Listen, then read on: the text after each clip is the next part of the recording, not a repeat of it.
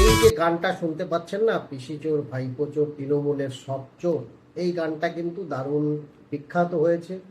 এবং মূলত অভিষেক ব্যানার্জি কিন্তু রাজনীতিতে আসার পর পিসির সান্নিধ্যে তিনি কিন্তু একটা সিন্ডিকেট করে তুলেছিলেন, যার মাধ্যমে কিন্তু তিনি প্রচুর টাকা পয়সা কিন্তু এই বাংলা থেকে লুট করেছেন।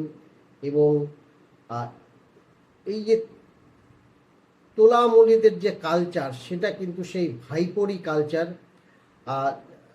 25-70% যে হিসাব, সেই হিসাবে কিন্তু নিচু তলার থেকে একদম কিন্তু উপর তলায় টাকা আসতে শুরু করে। এবং নিচে কিন্তু এরকম তারই সিন্ডিকেটের প্রচুর দাদারা দিদিরা কিন্তু এই বাংলায় ঘুরে বেড়াতো, যারা তোলাবাজি করতো, গুন্ডামি করতো, মানুষকে ভয় দেখাতো, জমি দখল করতো, নানান ধরনের কুকর্মের কাজে কিন্তু লিপ্ত হয়ে পড়েছিল এই তৃণমূলের নিচুতলার যে ভাইপো গ্যাং, সেই ভাইপো গ্যাং, ভাইপো সিন্ডিকেট। এবং সেটা অপারেট হতো কিন্তু ওই আইপ্যাক, যেই আইপ্যাককে আজকে তথাকথিত তৃণমূলের বেশিরভাগ নেতারাই কিন্তু ছাইপ্যাক বলে আখ্যা দিচ্ছে। এবং এই আইপ্যাকের কারণেই তৃণমূলের নাকি এই ভরাডুবি এবারের ইলেকশনে। এবং এই দুষ্কৃতিগুলোর বারবারন্ত এতই বেড়েছিল যে তারা যখন থানাতে ঢুকতো, সেই সময় থানার অফিসার যারা থাকতেন, ইনচার্জ বা ওসি, তারা কিন্তু চেয়ার তুলে দাঁড়াতো এবং তাদের কথাতেই কিন্তু থানার ওসি ইনচার্জটা উঠতো বসতো। সুতরাং পুরো একটা কিন্তু শাসকের যে আইন, সেই শাসকের আইনে কিন্তু এই আমাদের বাংলা চলছিল গত 15 বছর ধরে। এবার পালাবদল হয়েছে, নতুন মুখ্যমন্ত্রী হয়েছে। শুভেন্দু অধিকারী কিন্তু বারবার বলেছিলেন হিসেব কিন্তু হবে, কাউকে ছাড়া হবে না। যেটা খবর আসছে, এই যে তৃণমূলের দাদারা যারা পাড়ায় পাড়ায়, এলাকায়, ওয়ার্ডে দাদাগিরি করতেন, তোলাবাজি করতেন, তাদেরকে ট্রিটমেন্ট চলছে এই মুহূর্তে পুলিশের। দেখুন, প্রথম যে পিকচারটা, প্রথম আমি যাকে দেখাচ্ছি, তিনি হচ্ছে হাওড়া শিবপুরের আকাশ সিং নামে কিন্তু পরিচিত। এবং তিনি সেখানে কুখ্যাত সমস্ত মানে কাজকর্ম গুলো করতেন, তোলাবাজি, মানুষকে ভয় দেখানো, জমি দখল। এবার কিন্তু পালা পরিবর্তনের সাথে সাথে পুলিশের মধ্যেও কিন্তু একটা পরিবর্তন দেখা যাচ্ছে। এবং তারাও যাদের, যে দুষ্কৃতীদের কথায় তারা উঠতে বসতেন এই পুলিশ প্রশাসন, তারা আজকে কিরকম ট্রিটমেন্ট করছে সেই তৃণমূলের দুষ্কৃতীদের, সেটা নিজে চোখে কিন্তু দেখুন যে তাদের কি ট্রিটমেন্ট করা হচ্ছে বিভিন্ন। উত্তর হাওড়ার পর এবার সাগলাইরে যে ছবি আমরা দেখাচ্ছি, একেবারে দাবাং পুলিশ। গতকালই আমরা দেখিয়েছিলাম যে একেবারে অস্থায়ী হোমগার্ড শাহিন মোল্লা ওরফে সানি, তাকে কিন্তু তোলাবাজির অভিযোগে গ্রেপ্তার করা হয়েছিল। আর আজ কিন্তু দেখাচ্ছে একেবারে হাফ প্যান্ট পরিয়ে, স্যান্ডো গেঞ্জি পরিয়ে তাকে কিন্তু এলাকায় ঘোরানো হচ্ছে। একেবারে পালাবদল হতেই একেবারে যে ছবি আমরা দেখাচ্ছি, বিভিন্ন তোলাবাজির অভিযোগ ছিল এই শাহিন মোল্লার বিরুদ্ধে। অর্থাৎ সানি নিজেকে পুলিশ পরিচয় দিয়ে বিভিন্ন জায়গা থেকে তিনি তোলাবাজি করতেন এবং নিজেকে একেবারে বিধায়িকার একেবারে অনুগামী হিসাবে পরিচিত ছিল এই শাহিন মোল্লা ওরফে সানি। তার বিরুদ্ধে একাধিক অভিযোগ ছিল, আর তারপরেই কিন্তু নির্দিষ্ট অভিযোগের ভিত্তিতে তাকে গ্রেপ্তার করেছিল সাংরাইল থানার পুলিশ। আর গতকালই তাকে হাওড়া আদালতে তোলা হয়।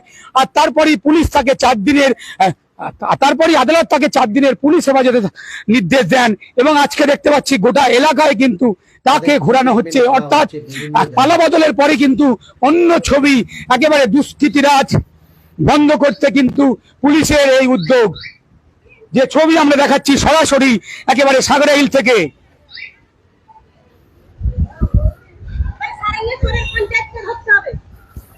এই যে শাহিন মোল্লাকে চেনেন, যাকে ঘোরানো হচ্ছে? আমরা তো ঘর থেকে বার হই না। চেনেন? বার হই না, আমরা ঘর থেকে বার হই না। আমাদের খবর আছে সারেঙ্গা চোরের পঞ্চায়েত। আচ্ছা, বিজেপিরা তৃণমূলের সাথে গঠন করেছে টাকা খেয়ে।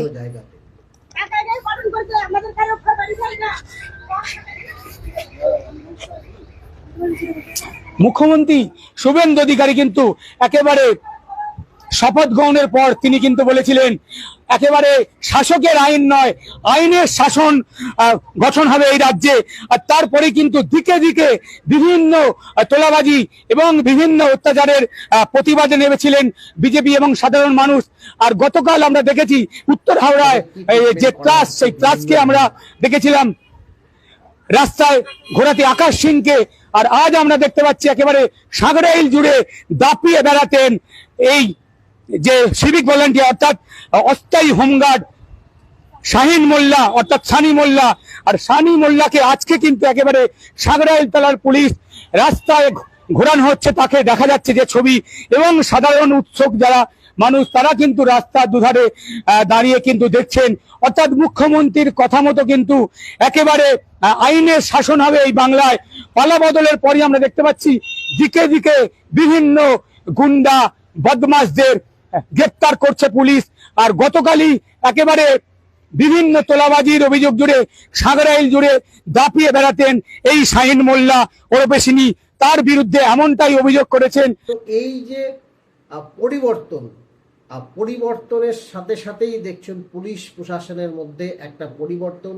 এবার কিন্তু বোঝা যাচ্ছে রাজ্যে কিন্তু শাসকের আইন নয়, আইনের শাসন চলছে, যেটা মুখ্যমন্ত্রী শুভেন্দু অধিকারী কিন্তু বারবার বলছেন। এবার কিন্তু আইনের শাসন চলবে, শাসকের আইন কিন্তু এ রাজ্যে চলবে না। তো যারা এই সমস্ত কাজকর্ম করবেন, দল মত সম্প্রদায় সমস্ত নির্বিশেষে কিন্তু তাদেরকে আইনের আওতায় এনে সাজা দেওয়া হবে, জেলখানায় পড়া হবে। তিনি কিন্তু বারবার সমস্ত স্তরে সেই মেসেজটা কিন্তু দেওয়ার চেষ্টা করছেন। কিছুদিন আগেও যেটা শুনলাম, একদিন দুদিন আগে তিনি কিন্তু সমস্ত প্রশাসনিক আধিকারিকদের নিয়ে একটা মিটিংও করেছেন তার আলিপুরের যে বাসভবন সৌজন্য সেখানে। তো সেখানেও কিন্তু তিনি সমস্ত আধিকারিকদের এই মেসেজটাই দেওয়ার চেষ্টা করেছেন, যাতে করে বলা হচ্ছে যে সমস্ত পুলিশ প্রশাসনকে এই একটা আদেশ দেওয়া হয়েছে যে তারা যেন ফ্রিভাবে একদম আইনের শাসন কায়েম করে, আইনে যা লেখা আছে সেইভাবে যাতে দলমত নির্বিশেষে তারা যাতে এই রাজ্যকে একটা ভালো সুশাসন দেয়, সেদিকেই কিন্তু শুভেন্দু অধিকারী বারবার ফোকাস করছেন। আমি বলবো এটা একটা দারুণ একটা পরিবর্তন আমাদের রাজ্যের ক্ষেত্রে। কারণ এই ধরনের চিত্র, অপরাধীদের, দুষ্কৃতীদের পুলিশ ধরছে, এর আগে আমরা যেটা দেখতে অভ্যস্ত ছিলাম, পুলিশ একদিকে ধরছে আবার কিছুক্ষণ পরেই বেল নিয়ে কিন্তু বেরিয়ে যাচ্ছে।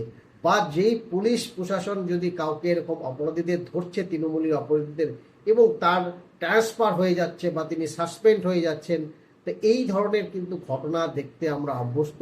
তো এবার কিন্তু পুলিশ প্রশাসনের হাতে ফ্রি হ্যান্ড রয়েছে, এবং এইভাবেই কিন্তু অপরাধ দমন করার কথা শুভেন্দু অধিকারীর যে পুলিশ প্রশাসন তারা কিন্তু ভাবছে।